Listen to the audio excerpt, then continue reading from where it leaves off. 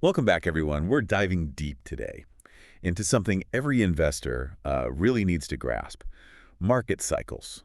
And our guide for this is Howard Marks' book, Mastering the Market Cycle. A classic. Yeah. Think of this like a cheat sheet Yeah. to understanding how these cycles actually work and why they're so important when it comes to making, well, smarter investment decisions. Yeah, he doesn't mess around, does he? No. And one of the most interesting things I found right off the bat is how Marx basically says, forget pretty good or bad markets. Right.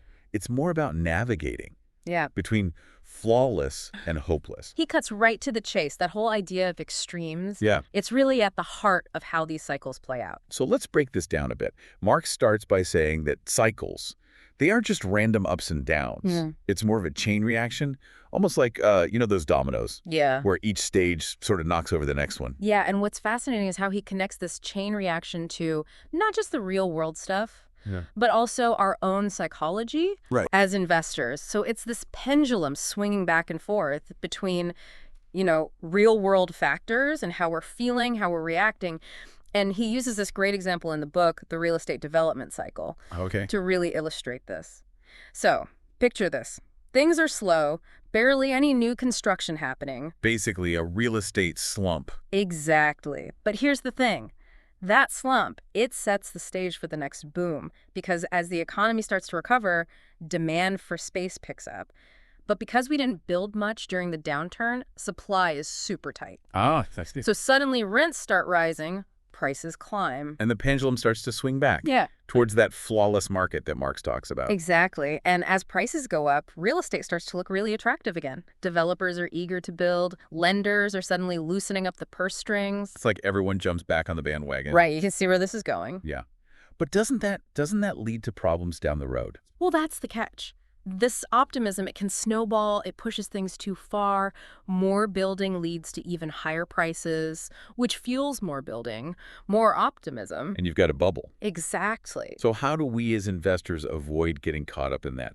Why should we care so much about where we are in a cycle? Because knowing where we are helps us make better decisions, especially about, how much risk we're taking on. There's this famous quote by Warren Buffett. He says, "The less prudence with which others conduct their affairs, the greater the prudence with which we should conduct our own affairs." I like that. Basically, when everyone else is getting greedy, that's when you need to be cautious. So when the market's hot, everyone's piling in, that's actually a signal to maybe hit the brakes a little bit. It can be. Cycles create opportunity, but only if you're playing them right. When fear is running rampant, that might be the time to be more aggressive. And look for those bargains. Remember, the pendulum always swings back. Right. Speaking of fear and greed, that brings us to the whole psychology piece of this. Marx points out that investor psychology, it's a huge driver of these market cycles, often pushing things to extremes. Yeah, and he's got the data to back it up. He found that in 47 years of S&P 500 returns, the annual return was within 2% of the average, like what we consider normal, only 3 times. Wow. Yeah. So basically, the average is almost never the reality. Right. And that's because we're not dealing with robots, right? We're dealing with human beings, emotions. When everybody's optimistic, you get this virtuous cycle where buying pushes prices up, which fuels more optimism and more buying, but then inevitably something changes. Something spooks the market. Right, and everybody heads for the exits. Everyone's selling. Maybe a company misses its earnings, or there's some global event, who knows? But suddenly that virtuous cycle reverses, and you get a vicious cycle where selling drives prices down, which leads to more fear and more selling. Yeah, and we all know how quickly things can unravel, especially after what we saw in 2008. Right, and that's where understanding the credit cycle becomes super crucial. It's like the fuel that can either power healthy growth or ignite this whole market inferno. So break it down for me. What exactly is the credit cycle? It's basically the ebb and flow of credit availability. When times are good, lenders are happy, borrowers are happy, credit's flowing freely, which is great for growth. But as Marx puts it, and this is a quote worth remembering, prosperity brings expanded lending, which leads to unwise lending, which produces large losses, which makes lenders stop lending, which ends prosperity, and on and on. Whoa. So you see how this creates a cycle, right? Yeah, it's like a recipe for boom and bust. built right into the system. Yeah. And that brings us to the global financial crisis, which was basically a credit-fueled disaster. Right. Absolutely. Marx breaks down how government policies, the Fed's actions, this insatiable demand for like high-yield investments, it all came together to create this perfect storm. So everyone was piling into these seemingly safe, high-return investments, like mortgage-backed securities, right? Yeah. But ignoring the underlying risks. Exactly. And this brings us to another key point. Insufficient risk aversion. Okay. When people get too caught up in that whole "this time is different" mentality, they often miss the warning signs, like in the subprime mortgage crisis. Yeah, Marx actually shares a story in the book about a bank in the UK, Abbey National. They were offering mortgages for 125% of the home's value. I know, crazy, right? He saw that as a huge red flag years before the crisis hit. It's a classic example of how logic gets thrown out the window when you're at the peak of a cycle. But then once that risk aversion kicks in, usually when things are already going south, Right. that's when the pendulum swings hard in the other direction, and nobody wants to lend or invest. And that's when you get those incredible bargains for those who have the courage and the cash to buy. Exactly. So it's not just about knowing when to buy, but also when to be cautious, when to maybe even sell and sit on the sidelines for a while. That's what understanding market cycles helps you do. Now, to see how these cycles can play out in different ways, Marx compares two major bubbles. Okay. The tech bubble of the late 90s Right. and the global financial crisis. Both were driven by this idea of this time is different, but the factors were completely different. So what were some of the red flags that were flashing during the tech bubble? I wasn't really investing back then, so that's all a bit before my time. Well, there was this book, Dow 36,000. Okay. It argued that stocks were going to triple in value. Yeah. You also had companies going public with no earnings. And these ridiculously high price-to-earnings ratios, it was pure euphoria. Sounds like people were letting their imaginations run wild. A little bit. And what about the GFC? Were there any similar signs, even if you weren't like an expert in subprime mortgages? Right. Oh, definitely. Even without understanding all the nitty-gritty of the mortgage market, there were signs in the broader market that were basically screaming caution. You had easy credit, risky investments being snapped up left and right, and just this general sense of complacency. It was all there. So it's not just about knowing the specifics of each market, but also being attuned to those broader signs of excess and irrationality. Exactly. And that leads us to a really crucial takeaway, understanding the twin risks of investing. The twin risks. Yeah, it's one of those things that seems obvious once you hear it. Okay. But Marx really drives it home. It's not just about the risk of losing money, which of course we all think about, but also the risks of missing out on opportunities. You can try to eliminate either one, but it exposes you completely to the other. So if you're too afraid of losing money, you might sit out the whole game. Right. And miss out on the chance to make any gains. But if you're too focused on making money, well, you might take on too much risk and lose everything. Exactly. The key is finding that sweet spot. Yeah. And that's where understanding the market cycle comes in. When the environment is favorable, you can be more aggressive. But when things are getting, I don't know, frothy, that's when you need to get a little more defensive, maybe take some profits off the table. Right. It's not about timing the market perfectly. But about recognizing those big shifts in sentiment Yeah. and adjusting your approach accordingly. Exactly. Now, here's a concept that really surprised me in the book. Marx talks about how even success can be cyclical. Wait, even success can be cyclical? What does that even mean? It means that even the best companies, investors, strategies, can go through periods of underperformance. What works in one market environment might not work in another. He uses this example of Xerox, which went from being a total market darling to really struggling as technology changed and competition heated up. So even companies at the top of their game can become victims of their own success if they don't adapt. It's more about how the environment changes. Think of it this way. What makes you a great surfer in calm water might not help you very much in a hurricane. I see. Mark's point is that everything reverts to the mean eventually. What's hot today may not be hot tomorrow. That's a really powerful idea. It means we can't just rest on our laurels. We have to constantly be learning and adapting and evolving as investors. Absolutely. And that brings us to another crucial point that we'll delve deeper into next time. Understanding the role of psychology, not just in the market as a whole, but in our own decision-making as investors. Oh, looking forward to unpacking that. Thanks for guiding us through this first part of our deep dive into mastering the market cycle. You bet. It's a fascinating topic, and I think, everyone can learn a lot from Mark's insights. So last time, we were talking about how even success can be cyclical, how even the best companies, the best investors, they can hit those rough patches. It makes you wonder, is it just bad luck? Or is there something more systematic going on? That's a really great question, and Marx digs into that idea, showing that often it's not just bad luck. It's human nature and, the dynamics of the market itself. Okay, so, break it down for me. Why does this happen? Well, think about it this way. A lot of investment strategies, no matter how brilliant, they're kind of designed for a specific environment.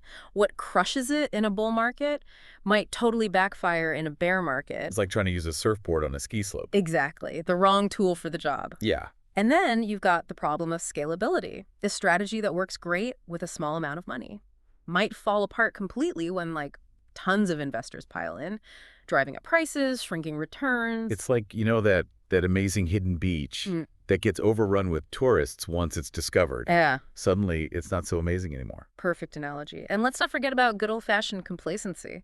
Success can make you, overconfident, less disciplined, less willing to adapt when things change. So you get stuck in your winning ways. Yeah. Even when the game has moved on. So it's not enough to just find a winning formula. You have to constantly adapt, evolve, to stay ahead of the curve. It's like even if you were a pro at dial-up internet, that wouldn't help you very much in the age of smartphones. Right. And here's the kicker. Past success can actually make future success less likely. Now that's counterintuitive. How does that work? Well, if a manager or a strategy keeps knocking it out of the park, they attract tons of new investors. All that money creates this pressure to put it to work quickly, which can lead to, hasty decisions, lower quality investments. So it's like success creates its own headwinds, making it harder to keep winning. That's a really important point.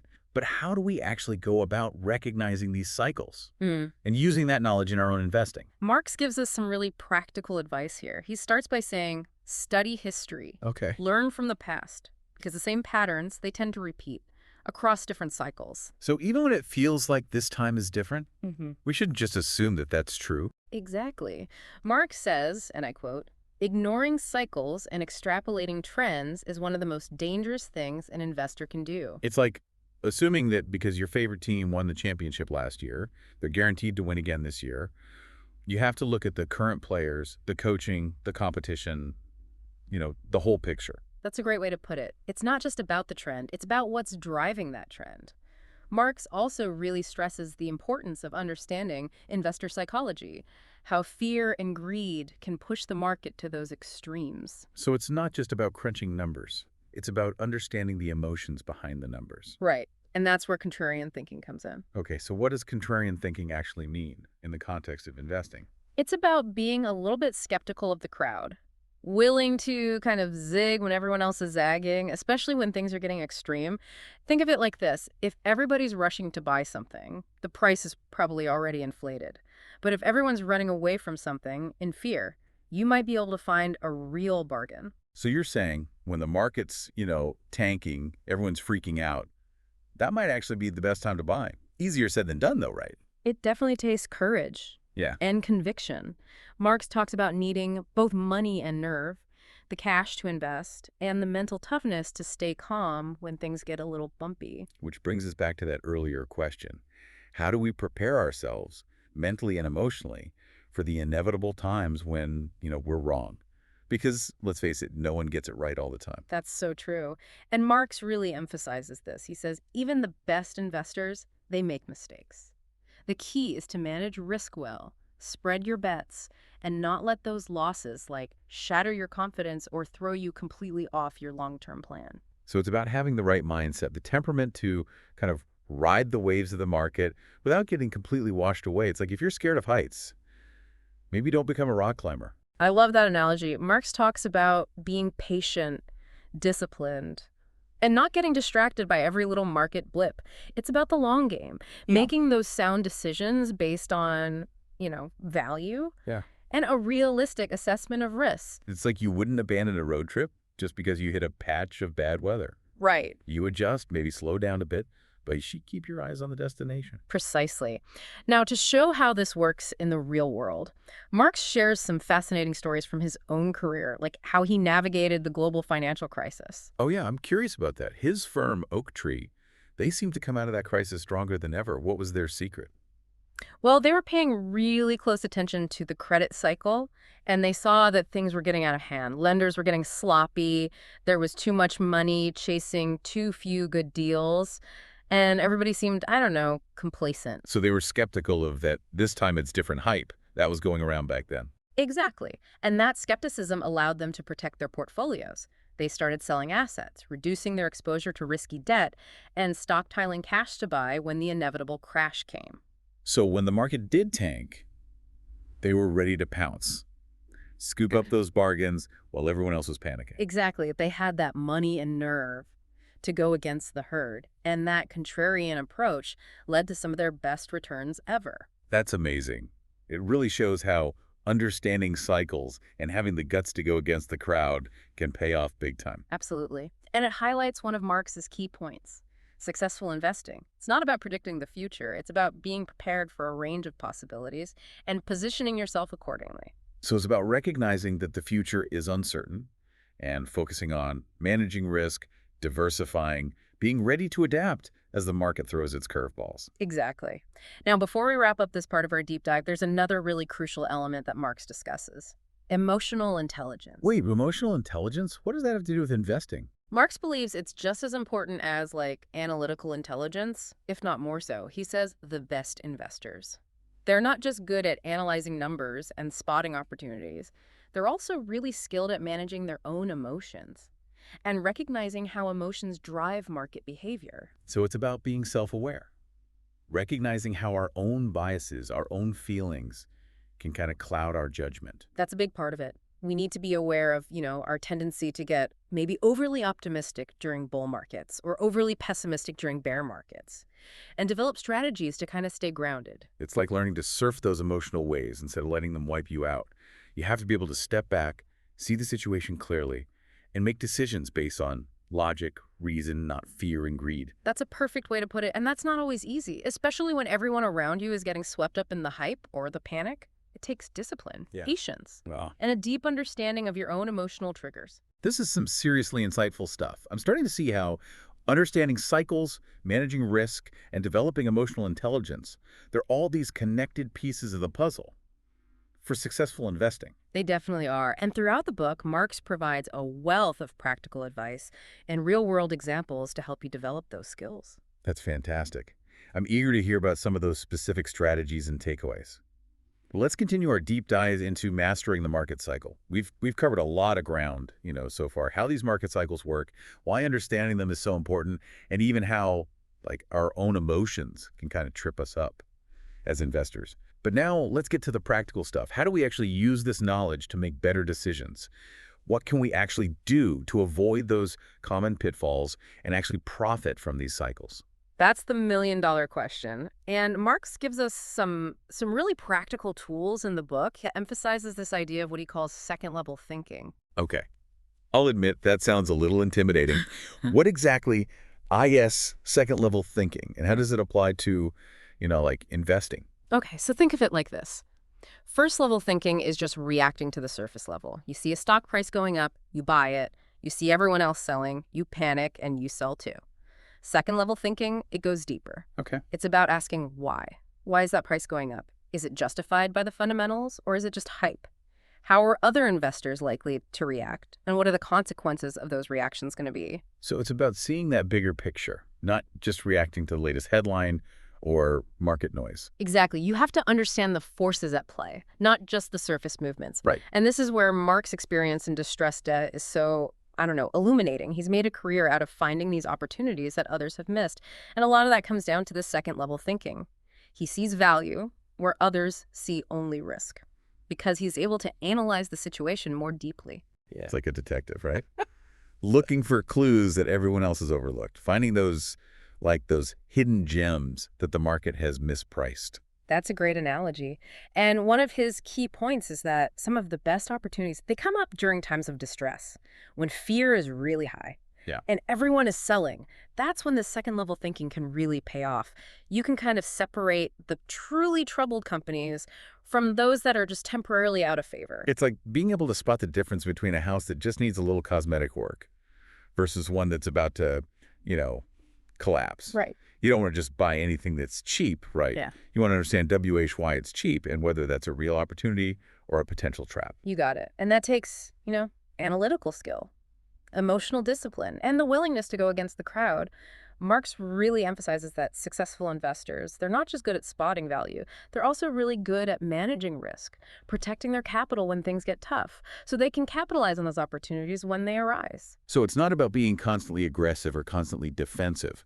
It's about being flexible, adjusting your approach based on, where you think we are in the cycle and how much risk you're actually comfortable taking. Exactly. And to help manage that risk, Marx talks about having a margin of safety. Okay. Which basically means buying assets at a price that's significantly lower than their intrinsic value. That gives you a cushion in case things don't go as planned. It's like having a buffer, a safety net. Yeah. In case you make a mistake. Okay. Or the market throws you a curveball. Exactly. And he also stresses the importance of diversification, spreading your bets so you're not reliant on any single investment. This is all making a lot of sense. As we wrap up our deep dive into mastering the market cycle, what are some of the key takeaways you think listeners should walk away with? What are those, big picture lessons that'll help them navigate the ups and downs of the market? Yeah, here are a few key points that I think are really crucial for any investor. I'm all ears. First, remember that market cycles are inevitable. Things go up, things go down. Don't fall into that trap of thinking this time is different. Learn from history. Recognize those recurring patterns. Don't get swept up in the hype or the panic of the moment. Right. Take a step back, see that bigger picture. Exactly. Second, understand how powerful investor psychology is. Fear and greed, they drive these cycles. And you need to be aware of how your own emotions might be influencing your decisions. It's like having this little angel and devil on your shoulders whispering in your ear. Yeah. You have to be able to recognize those voices and make decisions based on reason, not just emotion. That's a great way to think about it. And finally, become a second-level thinker. Go beyond the obvious. Think about that why behind those market movements. And look for opportunities where others just see a risk. Be a bit of a contrarian, not blindly following the crowd, but thinking for yourself, making your own judgments. You got it. That's how you can really use these cycles to your advantage. This has been an incredibly insightful deep dive. Thanks so much for guiding us through the intricacies of market cycles and sharing your expertise. I feel like I have a much deeper understanding of how these cycles work and how I can use that knowledge to make smarter decisions. It's been my pleasure. And remember, the market is constantly evolving, but the principles that Marx lays out in Mastering the Market Cycle are timeless. Stay informed, stay disciplined, and never stop learning. Great advice. On that note, we'll wrap up this deep dive into Mastering the Market Cycle. Until next time, happy investing, everyone.